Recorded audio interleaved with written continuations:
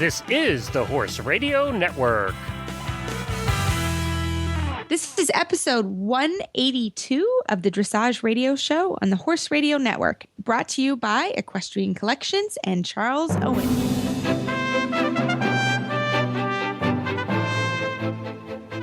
This is Reese Koffler-Stanfield from Georgetown, Kentucky. And this is Glenn the Geek from Ocala, Florida. And you're listening to the Dressage Radio Show. Well, happy Black Friday, everybody. We interrupt this regularly scheduled podcast with an important announcements from the Cheeky Merchandising Department of the Horse Radio Network. Just in time for the holiday buying blitz, the crack team of programmers at the Horse Radio Network have established an online shopping site. This site features merchandise shamelessly embellished with the familiar HRN microphone horse and other iconic characters from the Horse Radio Network shows. Fulfill the unrequited desires of your horse-addicted family, friends, and business acquaintances by procuring an assortment of t-shirts, polos, mugs, pencil holders, saddle pads, canvas totes, and other goodies. Go to horseradionetwork.com and shop today. We now return you to your regularly scheduled podcast.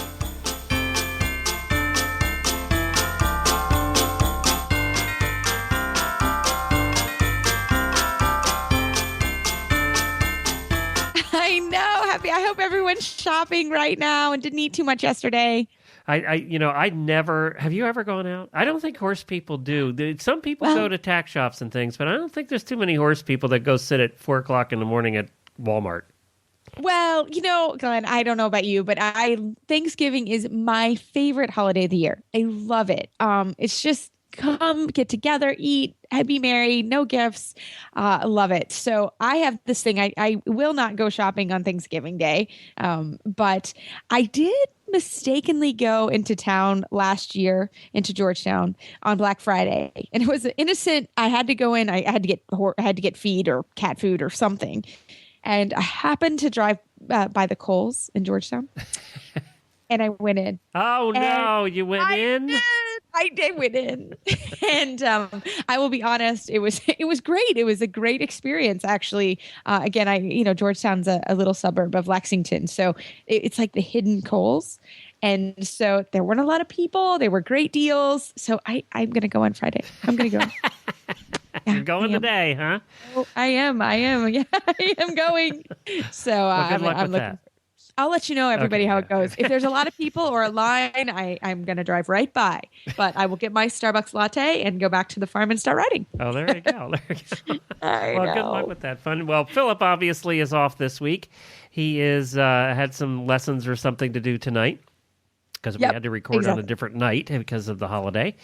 And, of course, we're talking about Thanksgiving here in the United States. So happy Thanksgiving to everybody in the United States. A day late. We were, it's Friday now, but we hope you had a great time and you're having a great weekend, too.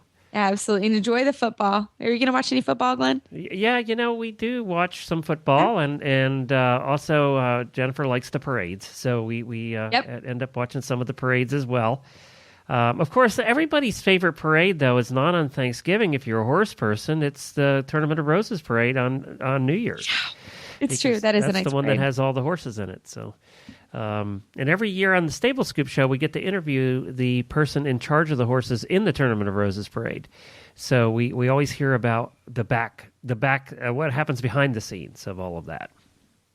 And it's quite an undertaking because there's hundreds of horses in it. Yeah. Oh, gosh. And I have never heard that, so I'm going to have to listen this year because I would love that. I can only imagine. It's very interesting. I've always wanted to be, on my bucket list is to be in the Tournament of Roses parade. Really? Yes, it's on my bucket list. I think we can work this. One of these days in a carriage or something. I'm going to be in the Tournament of Roses. I'm going to figure that out. I want to come too. I want to come too. Philip and I. I think that's great. We're going to do a little bit of news, but then we have some guests. What's coming up? We do. We have a great group of guests. And actually, today's, we are having a sports psychologist, Dr. Timmy Pollock, is going to come on. And this was one of our listeners wrote in and really wanted to hear sports psychologists. So I found one. Philip and I found one. And we're looking forward to talking with her. She's got some great insight. And she really, we just tip of the iceberg type of thing. So I look forward to having her on again. And I hope everyone enjoys her. And we have our helmet. helmets, giving the gift of safety. And then we have our NETA trainer tip of the month, Claudia Tarlow. She's great, and she's going to talk about some other ways to get information other than during your riding lesson. So great show today. Very good. Well, let's get started right away with the third in the series of our holiday helmet series. And this is done in conjunction with Charles Owen and ridersforhelmets.com. And I'm going to give a little sneak preview here, and I have not said this on any other show, actually. But we are in the last part of this series, and in the sixth part, we are going to be speaking with the person who really was the inspiration for doing all of this, and that's Courtney King Dye. So Courtney's going to come on with us in the sixth part of this series coming up in a couple of weeks. So we're looking to speaking with her again as well. But let's listen to this third part. And I talked to Roy from Charles Owen about the standards. You know, all those letters in the helmet. What do they mean? So we're going to find out about that right now.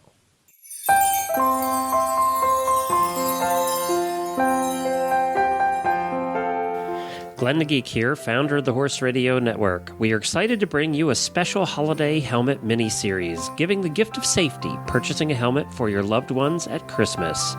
In cooperation with Charles Owen and Riders for Helmets, we have created this 6-part mini-series to highlight some amazing real-life stories and some tips on buying helmets as gifts. Today we have Roy from Charles Owens back with us to talk about what all those symbols and certifications mean in your helmets. So, Roy, there are a lot, as we said, there are a lot of symbols and numbers and things. There's a lot of standards and certifications. What do I need to know as a person going to buy a helmet? What do I need to look for inside the helmet to make sure I'm getting one that's safe for my head for riding my horse or driving my horse? Well, a lot of people just want to look, just tell me the symbol I need to have inside the helmet, because there's got to be one standard that's best, that is the super standard. Right. Now, the thing about standards is standards represent accidents. And if you go for the standard that is the toughest, then that's great if you have that tough accident. But if you fall onto a sand surface, one of these riding arenas, then that may not actually give you the best protection for that type of accident. So the best thing to do is to look for as many standards as you can do, because each standard tests for a different set of accidents. Okay. And that's going to give you the biggest range of protection, rather than looking for the one with the ultimate. And I mean, we've just produced one for those people that are concerned about that horrible accident, the rotational fall. And we've just produced one with 4 safety standards in. And that doesn't necessarily mean it's the safest helmet, because obviously the safest helmet is the one that fits your head. But if you're not going to have that accident, and you're not concerned, you don't see yourself particularly at risk from those extreme accidents, you don't need to have that level of safety. You want the standard that's going to give you the right protection. Now, of course, alongside standards is the guarantees that you're going to get from having other marks from independent testing bodies, things like the SCI mark and the CE mark. And there's a funny heart-shaped symbol, which is the British Safety Institute. They do independent testing on the products, and it's those marks that really give you that sense of security, that you're not just relying on the manufacturer saying this is a great product, but these certification marks are saying somebody else is standing up and willing to put their logo on this product to say, we would recommend you buying this helmet. Well, the one symbol that I see the most here in the United States, and that I think everybody's familiar with because it says it on your horse show applications and things, is SCI. It has to have the SCI stamp on the inside. Tell us about that. Well, that's correct. I mean, the SCI is the minimum requirement by the USCF and various horse show organizations and various barns, because they want you to have a minimum level of safety. But of course, if you're buying the gift of safety for somebody else, somebody who you really care for, are you really just going to be looking for the minimum? And this is where you can start to look at multiple standards and multiple certifications, because with that extra level of scrutiny and each person looking for something slightly different, the more safety marks and the more safety certifications you can have on a product. You're not buying somebody just the minimum level of safety. You're buying somebody the best safety you can have. And it's quite common, people kind of scrimp and save on trying to feed their horse, and they'll often go along and say, oh, well, I'll just get something that's going to, that looks like it's going to save my head, and I'll just put that on. But then when you're giving a gift, this is an opportunity where you can say, do you know what? I actually care about you so much that I think you want something above the basic. And that's where you're looking for this extra certification. And Charles Owen helmets have that. Oh, Charles Owen have a whole range. We have some introductory helmets which have 2 safety standards on. The majority of them are 3 safety standards, and we have just launched for the person that's really scared of that rotational fall, a 4 safety standard with 4 certifications. Well, Roy, when I used to have our own store and we used to be fitting helmets for people, one of the questions we used to get all the time was, if I buy the more expensive helmet, is that the safer helmet? Well, not necessarily, because the cost of producing a helmet sometimes is in the design and style, maybe the fabrics that are used, and maybe you're just wanting a helmet with a very complex, very lightweight style, and that all adds to the cost. And of course, there are some people out there that feel that people who want to buy the best will expect that by paying a high price, they will get the best. But that isn't necessarily always the case. When we're looking for a helmet, and really we do some introductory helmets that have a huge amount of safety built in, because we do take care of the new riders that come into our community that perhaps don't want to spend a huge amount of money, and by removing pieces of leather and going down to nylon straps, you can really pare back the cost of manufacture of a helmet without necessarily affecting the cost. So standards are a great way to look at it, and you'll be surprised that sometimes the highest price helmet isn't necessarily the one with the most safety standards. Well, this has been very interesting. We're continuing this series in the next part where we talk about how a safe functional helmet can also look stylish. You and I have attended a few helmet symposiums together, and one of the things for helmet adoption that we discussed to increase helmet adoption was that they have to be stylish. So that's what we're going to talk about the next time. I look forward to it. Thank you to Riders for Helmets for everything they do for helmet awareness and safety. You can visit them at riders4helmets.com. And thank you to Charles Owen. You can visit them at charlesowen.co.uk.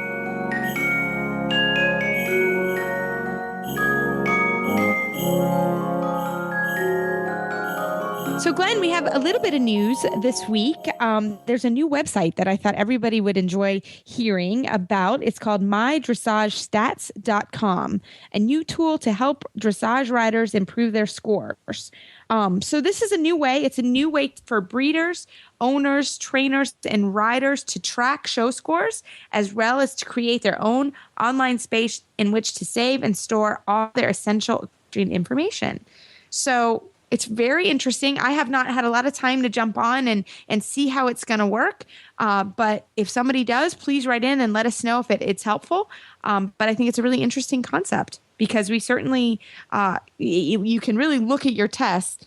And we do try to do that, Glenn, every time or over the show season and track, how have our extensions, for example, gotten better over time, or maybe they've gotten worse. So you can really get into the numbers. So I think this is an interesting way to look at it. Well, yeah, and if this actually does that for you and can plot it out and chart it out over a period of time, that would be very helpful. Yeah, I love it. Yeah. Yeah, it saves you, having to start an Excel file and do it yourself, which I guarantee you 90% of people don't do. Yeah, so. I don't do that. But I think that this could potentially be a really good tool for us. I did do that a little bit when I was showing Casper internationally. We would sit down and kind of track it a little bit and see how the movements progressed over time. But that was just in one particular case. I've not done it on any other horse, I have to be honest. So it would be I think it's a good way. Maybe we can get them on the show here sometime. Yeah. We can ask them all the questions about what exactly it does and doesn't do. I love it. Yeah. I love it. All right, well, on this week's show, we have Dr. Timmy Pollock. She is a psychologist, and she also works extensively with riders. She is a sports psychologist as well, and she has some great insight on competition and daily riding. Dr. Pollock, thank you so much for coming on the show this evening. Thank you. Yes, I'm really looking forward to chatting with you. We were just chatting off the air that in 2009, 2010, being on the USET long list, I had a sports psychologist. So I am a firm believer in what you do. But talk to us a little kind of sports psychology 101. Okay. Well, sports psychology is actually just the study of ways to use your mind to improve your performance in whatever you're doing. And what we tend to do is focus on teaching skills. So there are 5 basic skills. Some people say 6, but I usually focus on 5.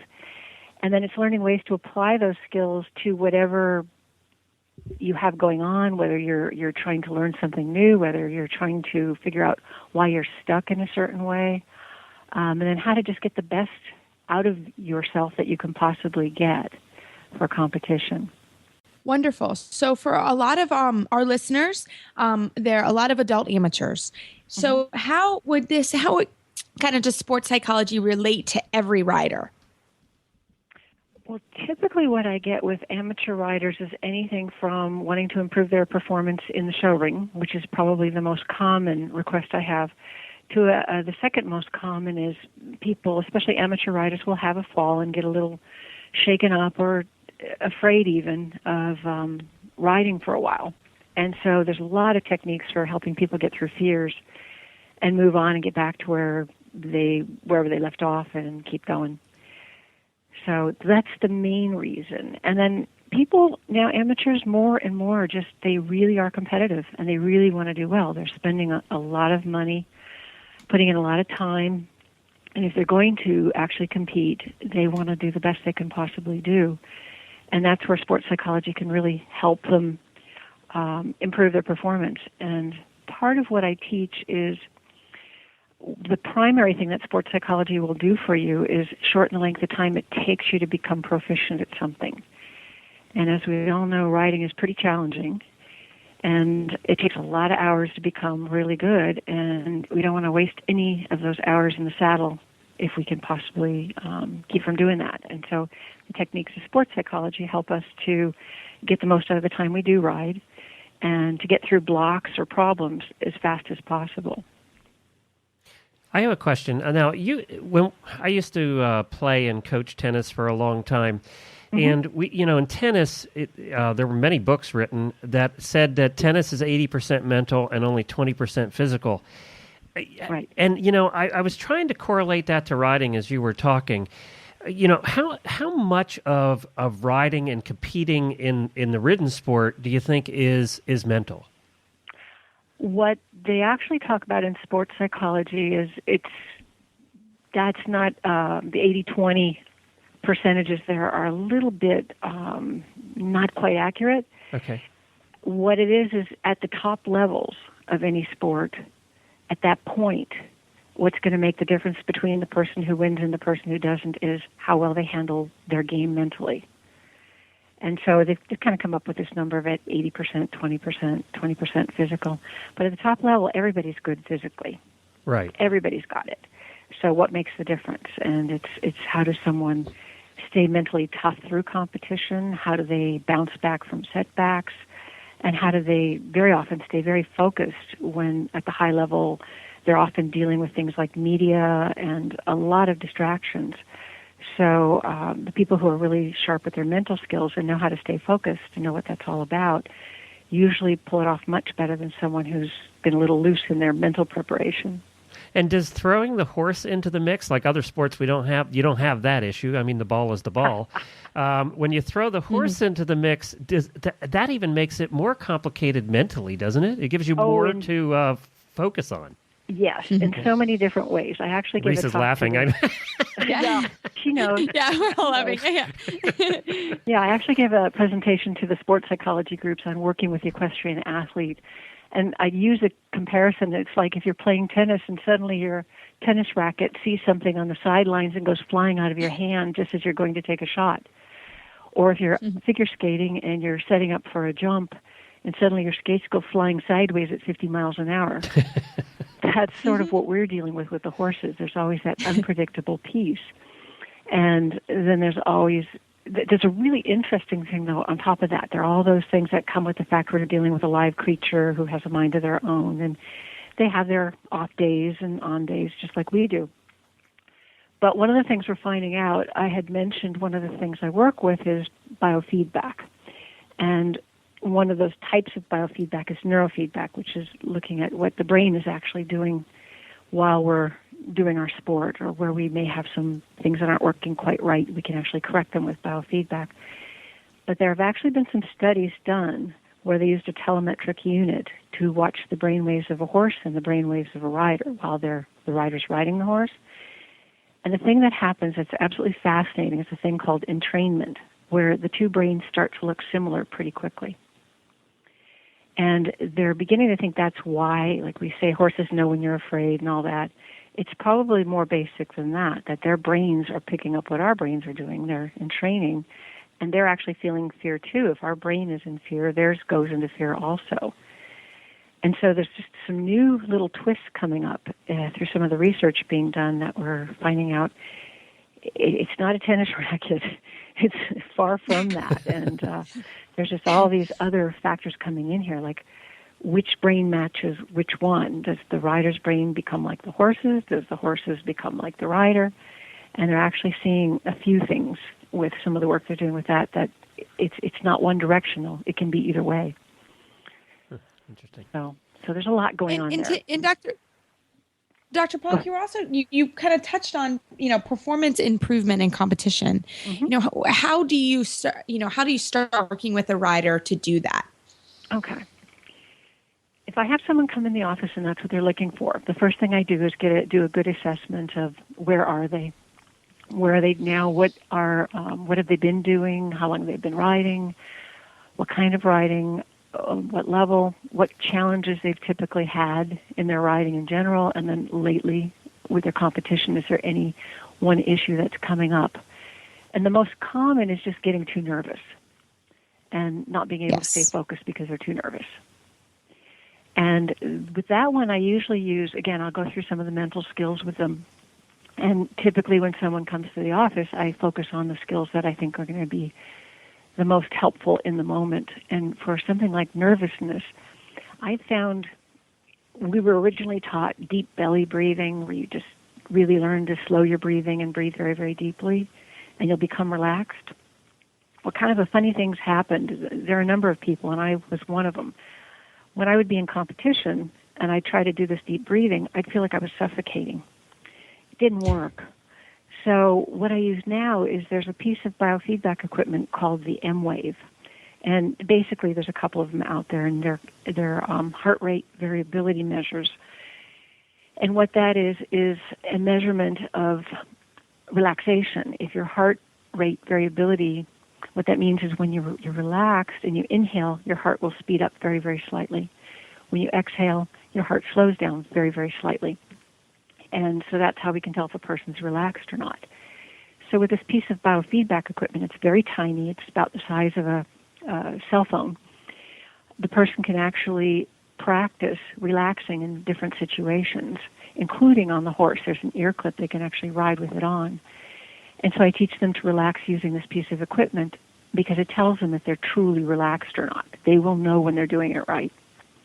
And so I almost always give people one of those and have them train with it and maybe even buy one for themselves. I'm not sure that would work for me. I think I'd be stressed just knowing it was there and be worried about relaxing. I'd be stressed out, worried about relaxing.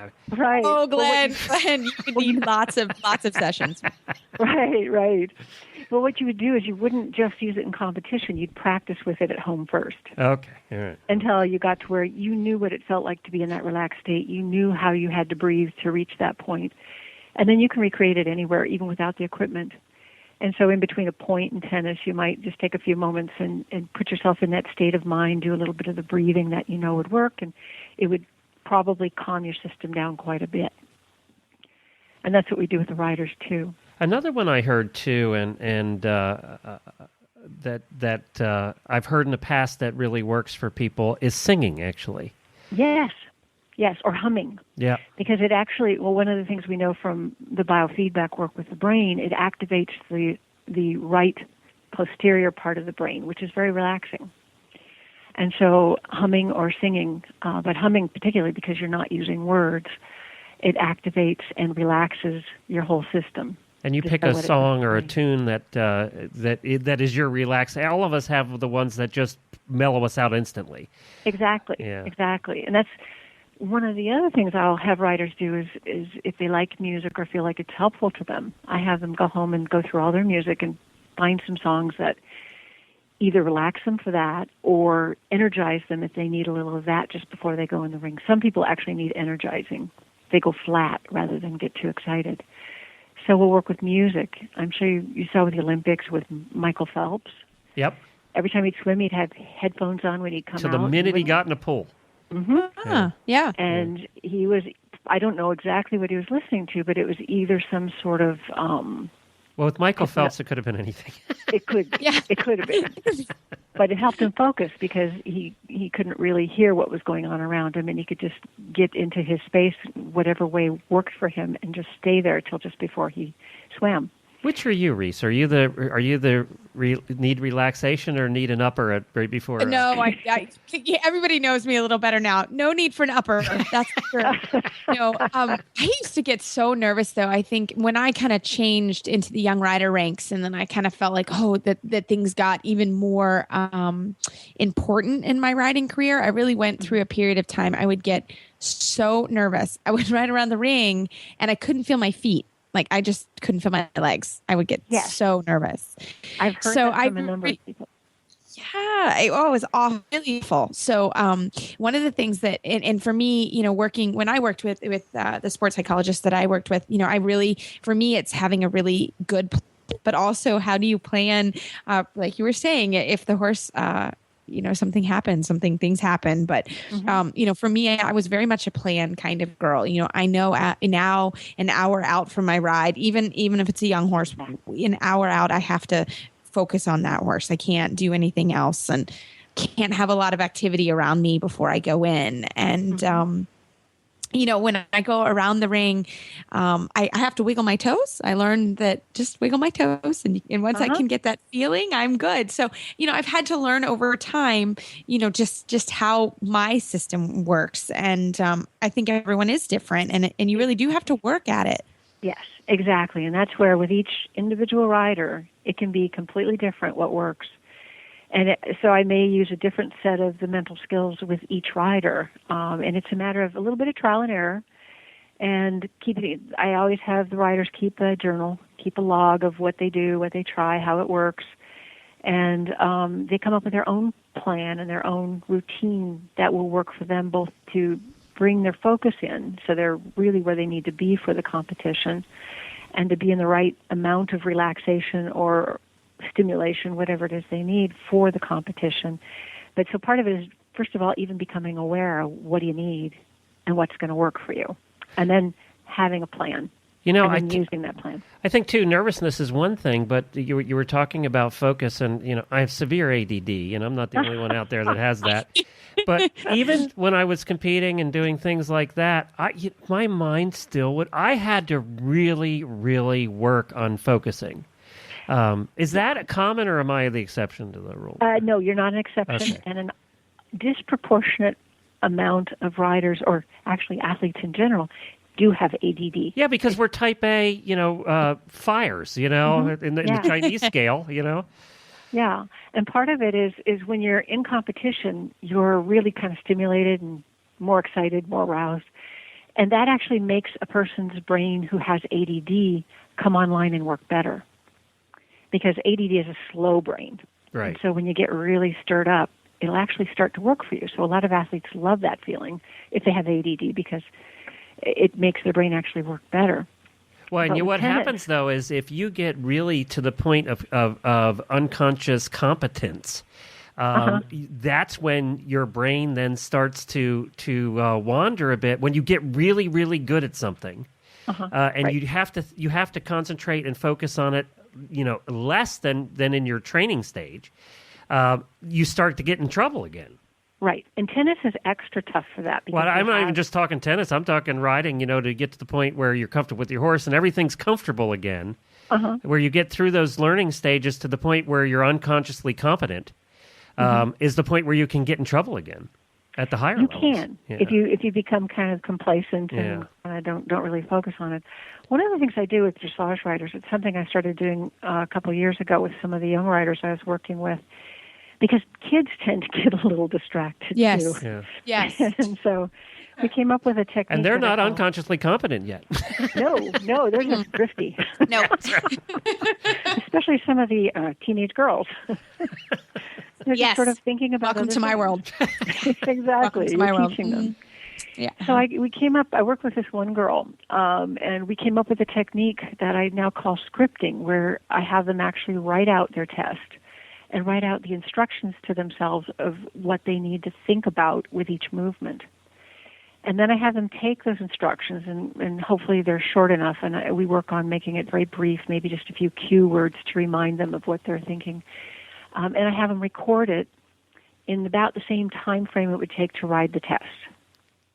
And then I have them take that recording and use that to do their visualization or imagery too, so that they hear their voice walking them through the test over and over and over.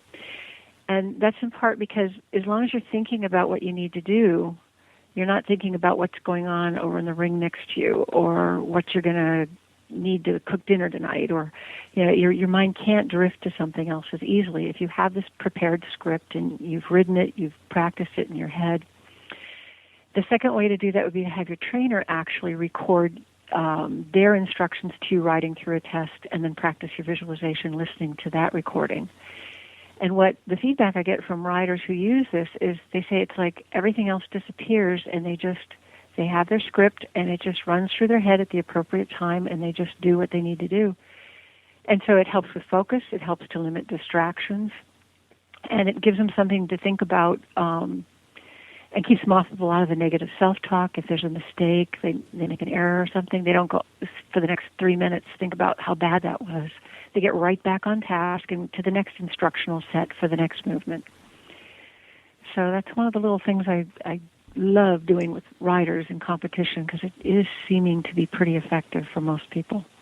And I love that idea of scripting. That is actually something that I used a lot, and I knew exactly where in the Grand Prix I needed to be, or where in my freestyle I needed to be. And we even would come up with, if something happens, how do I get back to that spot, or what is a spot I need to be where? And that was so very, very helpful. And you run through that script so many times in your mind, and you're able, because again, I went through that period of time too. I remember tests where I was was thinking about, what I was going to do that evening or whatever. And you're like, whoa, you need to not be doing that. So, and that was when I was a young rider. I will say that.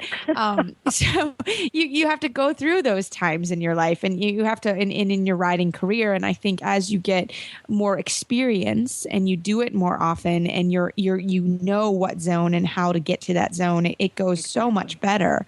Yeah. So I love that idea. And I love also the idea of you need to practice this at home.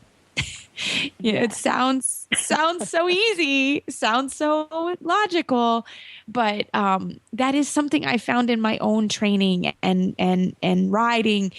I'll train people at a clinic that if they don't ride through their tests before the horse show. And it's like, well, how does that happen? You can't visualize. You can't, because you can't come up with a way. You don't know where in the test you could have a problem. And their mental prep, there's no way they can be prepping mentally at that stage. No. And the difference I see between people who really put the time in and mentally prepare, they're just more consistently right on. People who don't do a lot of mental preparation may have some really good rides, but not as frequently as the ones who have just really worked at it. So, Dr. Pollack, can you talk a little bit about what you talk with riders about doing in their daily training? Okay.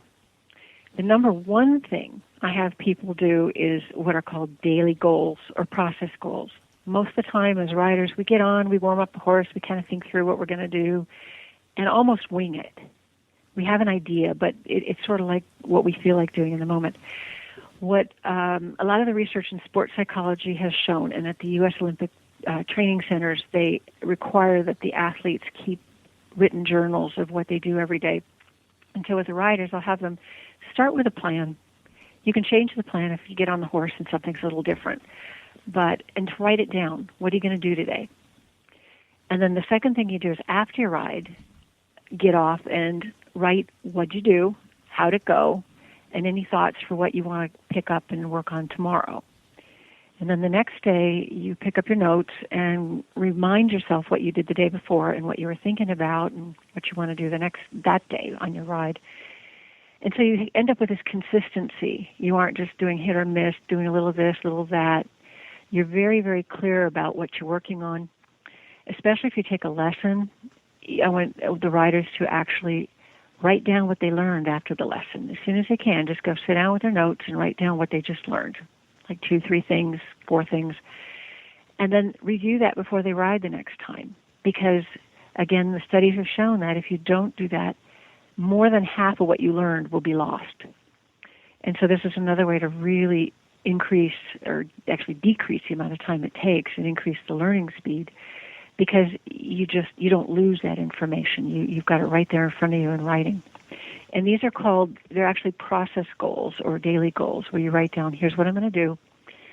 And then you get on the horse, do what you were going to do, and you write down, here's what I did, here's what I tried, here's how it worked, here's my thinking, and here's what I think I want to do tomorrow. And then you just keep that consistency going from day to day. The other thing, so that's probably the biggest habit I teach riders to get into. And then the other thing that sports psychology is really good for is if you're trying to learn a new skill and you kind of know what you're trying to do and your instructors taught you, these are the aids and this is how you approach it, there's absolutely nothing to be lost by sitting down and spending an hour or more a day, if you've got it, imagining what that new movement's going to feel like. And practicing, my legs go here, I do this with my hands, my seat is here, my weight is here. And the more you practice, because with visualization or imagery, what they found is it can actually cut the length of time it takes you to learn a new motor skill in half. And the brain doesn't know the difference between something you vividly imagine and something you actually do. So it actually thinks you've done 50 pirouettes the day before. And so you get on the horse and things just work that much better. It's like you've been practicing. And you can only put so many hours in on the horse's back. So if you can actually boost the number of times you ride something through your imagery or your visualization, first of all, most of us can't be on a horse for 50 hours a week. So we can do it in our minds. And it really does make a difference. I love that. Yeah, no, I think that's such a great way, and also same technique. Do it in your mind, and then you kind of can get your inside seat bone down or get your leg where it needs to go. So, I think that was super. Right. And you're also a rider. Am I correct? Yes. That's what makes you unique. Yes, and you're one of the only sports psychologists that are riders and breeders as well. So that is so helpful on many, many levels. So how can we? Unless you do it and really sit in the saddle, it's very hard to explain to someone exactly what it's like. So how would we find you online if someone was looking for you online? This is really bad, but I don't have a website of my very own. For my business is called Equa Excellence. And what I am under my general practice, I'll show up as lajollaneuro.com. It's LANEURO, LAJOLLANEURO.com, La Jolla Neuro, for the La Jolla Neuro feedback. And there's information there about sports psychology. But I am working on a website for the sports psychology alone. Well, we will keep. But keep you our have Twitter. I do have Twitter. I am on LinkedIn. Yeah, and we'll post links to all of your Twitter account and all of that on our website too. So okay, that'd be great. Thanks. Yeah, and the website will be equaexcellence.com. I do have the URL, and it should be up by the first of the year. So. Well, thank you so very much. That was so helpful. And if you wouldn't mind, we'd love to have you come back on maybe another time and talk about fear, how to conquer fear. That would be excellent. That would be wonderful. Fear is a whole topic of its own. Exactly. Thank you so much. Right after this word from Equestrian Collections, we are going to have our NEDA, New England Dressage Association, Trainer Tip of the Month from Claudia Tarlov of Turtle Hollow Farm in Vero Beach and also in Connecticut.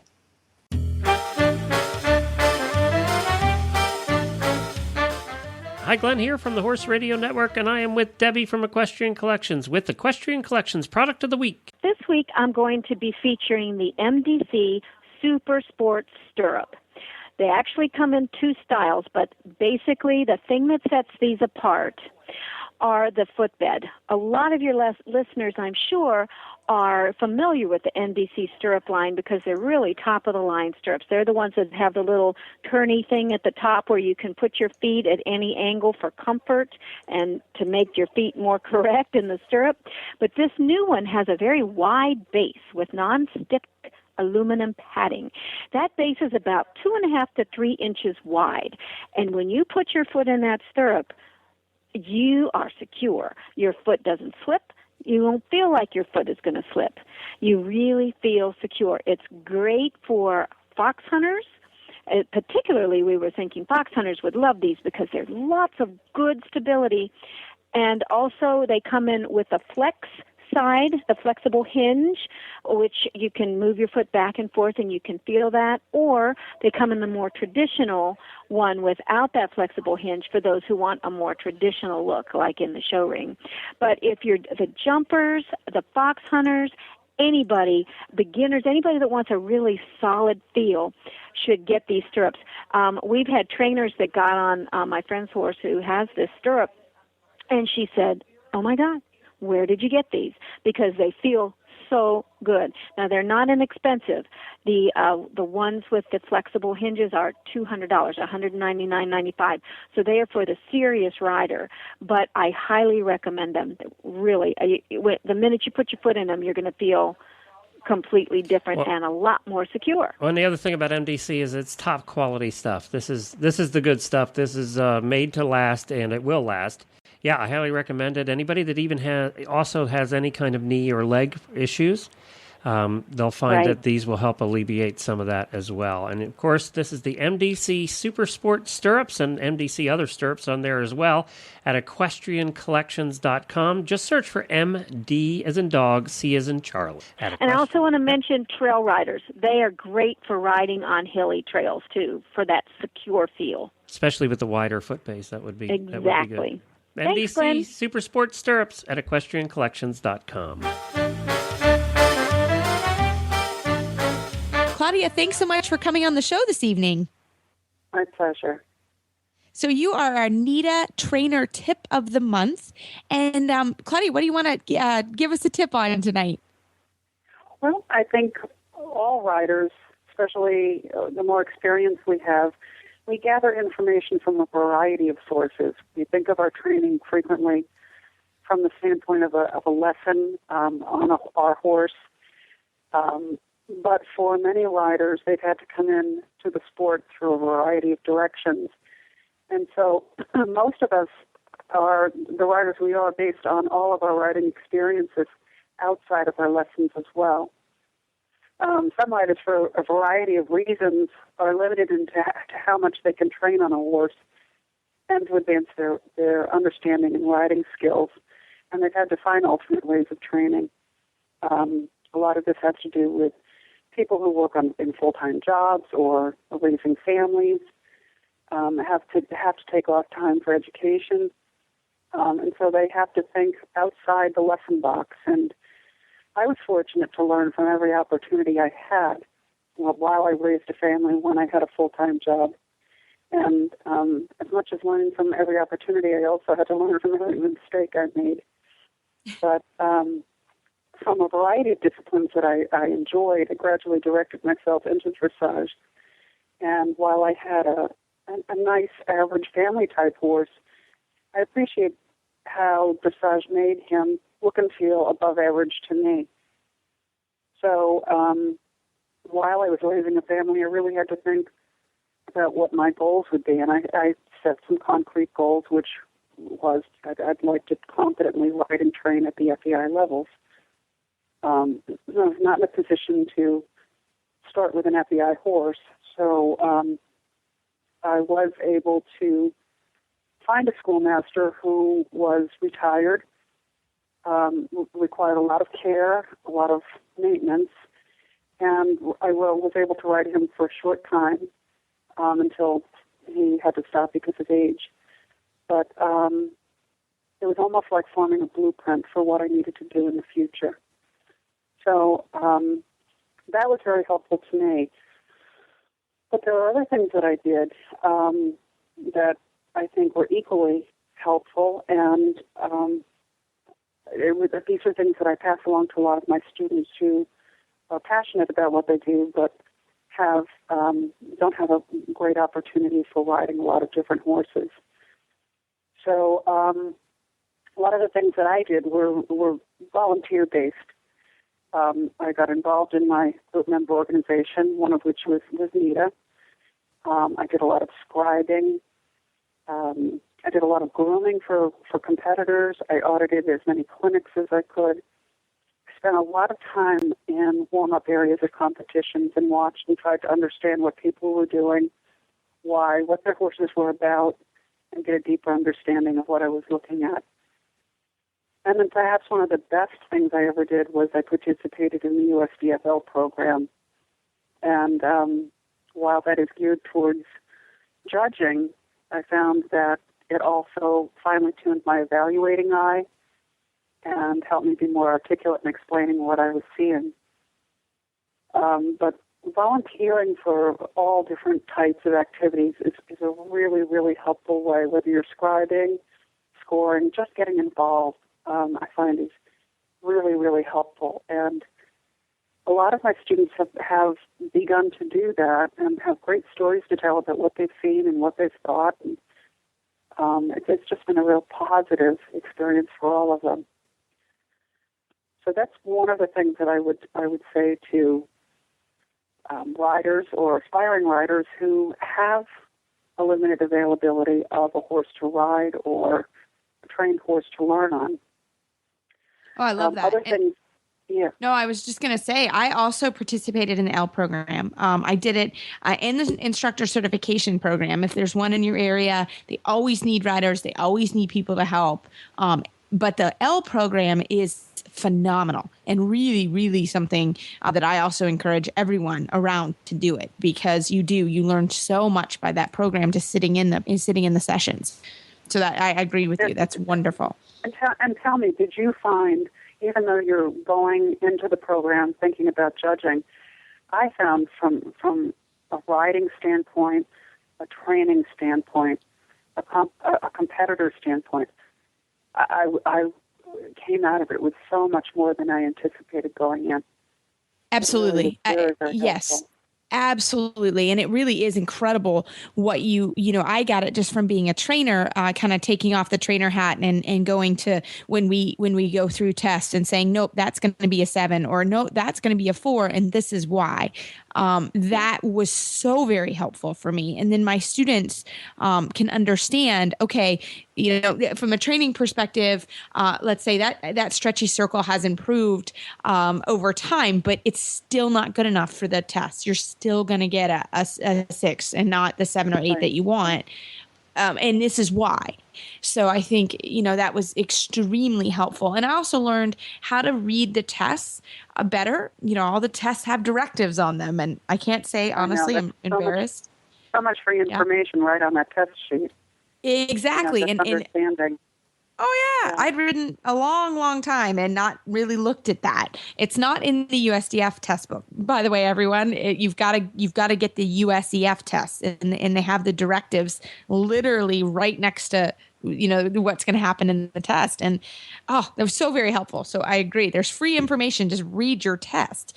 Incredible. So I learned that. I picked that up at the Learner Judges program as well. Yeah, yeah. So what are some other ways? I recommend too, and I do myself, is I try to find trainers that are willing to let me just sit and watch and then ask questions. And you'd be surprised how many are really open to that. And it's just a wonderful opportunity to just expand what your eyes are seeing. Sometimes if I'm visiting relatives in the part of the country, I try to go watch clinics in that area, because it's a completely new group of horses and a completely new group of trainers. And I say the same thing to my students. If they're traveling, if there's anything going on, a show, a clinic, go watch. The more you take in, the more you have. And I've just, found that the more I participate at any level, it's a win. It's a real win. I also try to get my students to read a lot. And one of the things I find very, very helpful to them are books that have exercises, gymnastic exercises are a favorite, because they broaden the understanding of how a movement can often be a combination of more basic ideas. When you talk about a half pass, some people look starry-eyed at you like, what is that? And, you break it down into more simple concepts and elements, and all of a sudden it has real meaning. I love it. How about online? Have you? There's some great online wonderful. sites now. Yeah, that weren't available. Yeah. USDF also has a e-track that is available for members. It's a free service. Mm-hmm. You just log on with your USDF number, or USDF, number. That's a great service as well. Yeah, and it's especially now with today's technology, it's amazing what you can see in videos online. I mean, how many people go to a competition and videotape a gold medal ride, and you get to see that. And the more you see, the more you develop your standard and your eye and your understanding.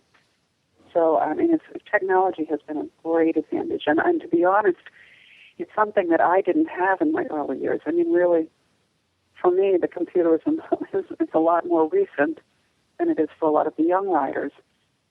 But it's amazing what is available. You just have to click. And absolutely. We're really, really lucky that way. But you can learn so much from all different parts of the sport. I mean, I've even enjoyed listening to some of the older judges who started like in the cavalry, and years of experience. in the development of dressage has given a real depth of the history. And most of these older judges are very generous with their time and their stories. I like to have my students watch the young horse classes. A lot of those young horse classes, when the judges at the end of the test explain why they scored what they did. That's a huge amount of knowledge. And it really, gives a lot of information on biomechanics that can complete the picture when you're watching a more trained horse or when you're riding yourself and your trainer says to you it needs more of this or less of that. The biomechanics take on more meaning when you have a lot of these really skilled judges explaining what they're looking for. Yeah, Claudia, those are wonderful tips. Yeah, no, those are super helpful for all of us. Thank you very, very much. How do we find you online?